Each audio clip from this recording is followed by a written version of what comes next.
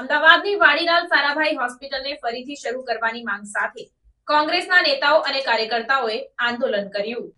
અમદાવાદની સૌથી જૂની સરકારી હોસ્પિટલ એવી વાડીલાલ સારાભાઈ હોસ્પિટલને ફરીથી શરૂ કરવાની લઈ વિપક્ષ કોંગ્રેસ દ્વારા ટાઉન હોલ બહાર આંદોલન કરવામાં આવ્યું। કોંગ્રેસના નેતાઓ અને કાર્યકર્તાઓએ ગુલાબના ફૂલ અને પ્લેકાર્ડ સાથે ગેટ વેલ સૂન તેમજ સેવ વીએસ હોસ્પિટલના બેનર સાથે હોસ્પિટલનું નવીનીકરણ કરી સુપર સ્પેશિયાલિટીની સગવડ સાથે શરૂ કરવા માંગ કરી હતી।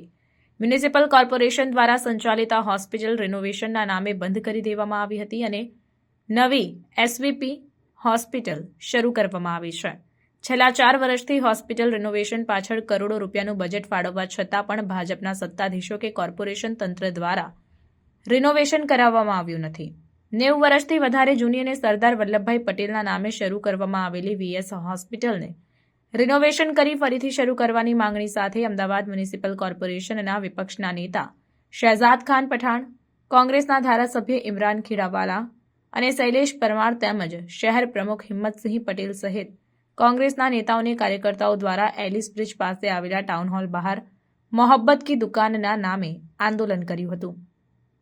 વીએસ હોસ્પિટલને લઈને અમદાવાદ મ્યુનિસિપલ કોર્પોરેશન તંત્ર અને ભાજપના શાસકો બીમાર છે, જેના કારણે તેઓને ગેટ વેલ સૂનના બેનરો સાથે કોંગ્રેસના નેતાઓ અને કાર્યકર્તાઓ સાથે મોહબ્બત કી દુકાનના નામે હવે ગુજરાતમાં ગુલાબનું ફૂલ લઈને આંદોલન કરવામાં આવ્યું છે। 4 લાખથી વધારે દર્દીઓ હોસ્પિટલમાં સારવાર માટે આવતા હોય છે, જેથી હવે વીએસ હોસ્પિટલ ફરી શરૂ કરવાની માંગ સાથે કોંગ્રેસ દ્વારા આંદોલન કરવામાં આવ્યું। પ્રાર્થના સંદેશ ન્યૂઝની તમામ લેટેસ્ટ અપડેટ્સ માટે ચેનલને હમણાં જ લાઇક, શેર અને સબસ્ક્રાઇબ કરો।